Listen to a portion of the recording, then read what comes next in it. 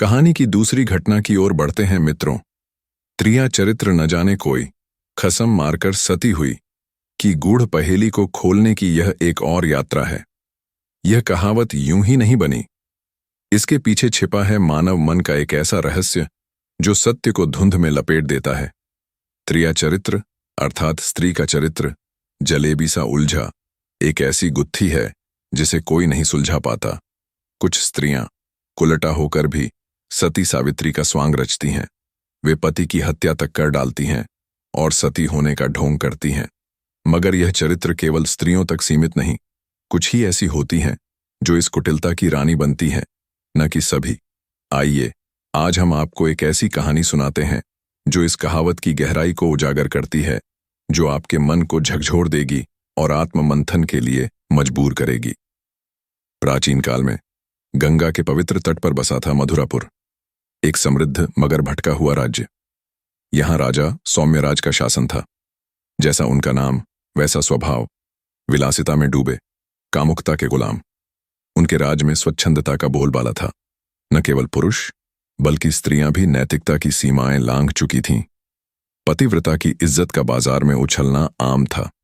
लोग भोग विलास में खोए थे, मानो धर्म और सत्य की कोई कीमत ही न रही हो। इस राज्य के एक कोने में टूटी फूटी झोपड़ियों के बीच रहता था धर्मदास, एक मेहनती लकड़हारा। उसकी पत्नी थी सुलोचना, अप्सरा सी सुंदर, जिसका रूप गंगा की लहरों सा लुभावना था। उसकी लंबी काली जुल्फें, कमल सी आंखें और गोरी चमकती त्वचा हर किसी को मोह लेती थी। मगर उसका मन, उसका यौवन बेचैन था, जैसे कोई प्यासी नदी समंदर की तलाश में भटक रही हो। धर्मदास हर सुबह जंगल में लकड़ी काटने निकल जाता। उसका पसीना, उसकी मेहनत सिर्फ 2 वक्त की रोटी के लिए थी। देर शाम थका हारा वह लौटता, खाना खाता और खर्राटों की दुनिया में खो जाता। सुलोचना दिन भर अकेली घर के काम निपटाती, फिर आईने के सामने घंटों सज संवर करती। वह अपने रूप को निहारती, हर्षित होती, मगर उसका दिल उदास रहता। रात को जब वह सेज पर सजकर पहुंचती, धर्मदास की नींद उसे ठगा छोड़ देती। उसका यौवन, उसकी कामनाएं आंसुओं में डूब जाती। वह सोचती, क्या यही मेरा जीवन है? क्या मेरा रूप, मेरा यौवन इस झोपड़ी की दीवारों में कैद होकर मुरझा जाएगा? उसकी बेचैनी बढ़ती गई, जैसे कोई आग सुलग रही हो जिसे बुझाने वाला कोई न था। सुलोचना घर का सामान सेठ की दुकान से लाती थी। एक दिन सेठ कहीं गया था और उसकी दुकान पर बैठा था उसका बेटा, रत्नाकर, जवान, बलिष्ठ और सुंदर, मानो कोई राजकुमार हो। उसकी चौड़ी छाती, गहरी आंखें और मुस्कान सुलोचना के दिल को भेद गई। रत्नाकर ने भी सुलोचना को देखा। उसकी सुडौल देह, चमकती आंखें और रेशमी जुल्फें उसे मंत्रमुग्ध कर गईं। 2 प्यासे दिल टकराए तो चिंगारी भड़क उठी। रत्नाकर ने एक गुप्त मिलन स्थल ढूंढ लिया, गंगा के किनारे एक घने बगीचे में, जहां चांदनी रातें उनकी रंगरलियों की साक्षी बनती थीं। सुलोचना हर रात धर्मदास के सोने के बाद सज संवर कर रत्नाकर से मिलने निकल पड़ती। भोर से पहले वह चुपके से लौट आती, जैसे कुछ हुआ ही न हो। उनकी रंगरलियां बेरोकटोक चलने लगीं, मानो मधुरापुर की स्वच्छंद हवा उनके पापों को ढक रही हो। मगर भगवान की लीला कब तक छिपती? एक दिन धर्मदास जंगल में लकड़ी काट रहा था, तभी उसे एक साधु बेहोश पड़ा मिला। उसका चेहरा शांत मगर कमजोर था, जैसे कई दिनों से भूखा हो। धर्मदास ने उसे पानी के छींटे मारे, ठंडा जल पिलाया और अपनी थाली का सूखा भोजन खिलाया। साधु मुनिराज में जान आई। उनकी आंखों में एक गहरी चमक थी, मानो वे संसार के हर रहस्य को जानते हों।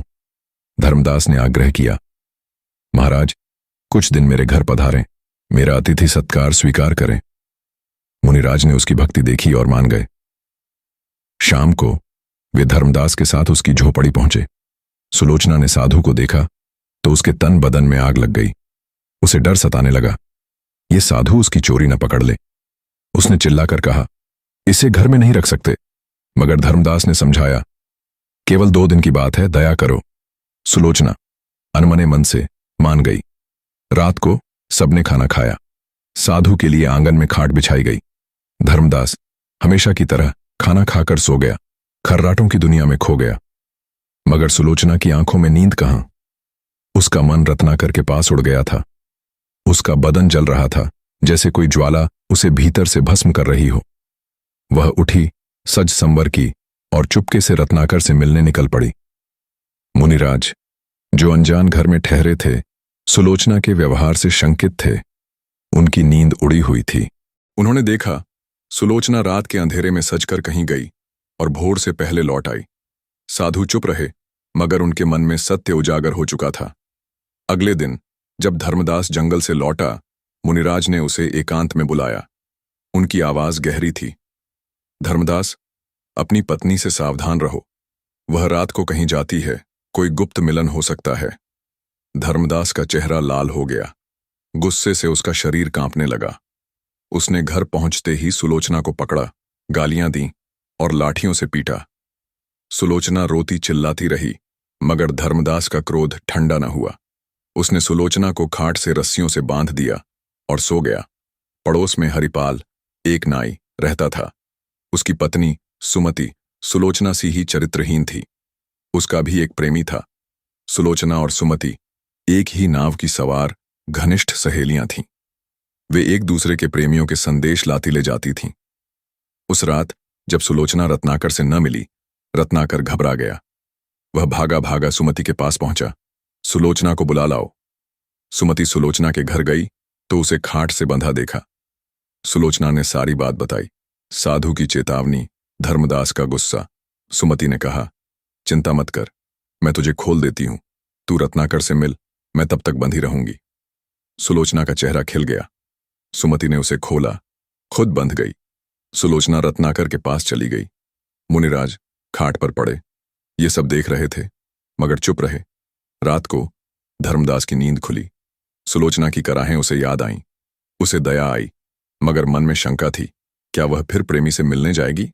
उसने सोचा, अगर सुलोचना वचन दे तो वह उसे खोलेगा। उसने चिल्लाया, कलंकिनी, वचन दे कि प्रेमी से नहीं मिलेगी तो तुझे खोल दूं। सुमति चुप रही। उसकी आवाज से भेद खुल जाता। धर्मदास का गुस्सा भड़क उठा। उसने कुल्हाड़ी उठाई और अंधेरे में फेंक दी। कुल्हाड़ी सुमति की नाक पर लगी। खून बहने लगा, मगर सुमति ने दर्द सहा, कराह तक न की। धर्मदास गुस्सा ठंडा कर सो गया। सुलोचना जल्दी लौटी। उसने सुमति को खोला। सुमति ने कटी नाक दिखाई, सारा वृत्तांत सुनाया। सुलोचना कांप उठी, मगर अब क्या हो सकता था। सुमति घर चली गई। सुलोचना फिर बंधी। सुबह धर्मदास ने कहा, वचन दे, वरना कान काट दूंगा। जैसे नाक काटी।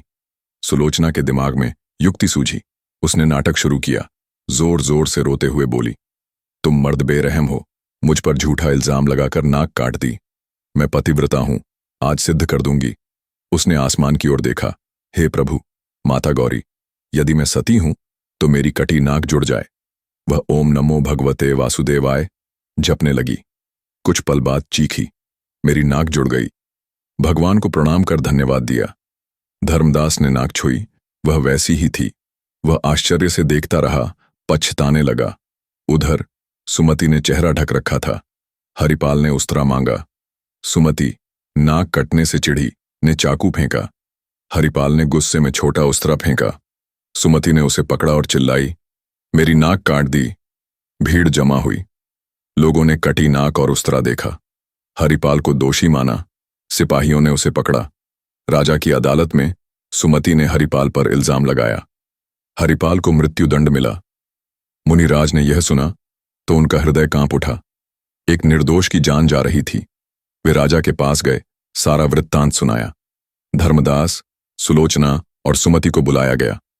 कड़क सवालों के सामने दोनों ने सच कबूल किया। हरिपाल निर्दोष सिद्ध हुआ। शास्त्रानुसार स्त्रियों को मृत्युदंड नहीं मिल सकता, सो उनकी नाक कान काटकर छोड़ दिया गया।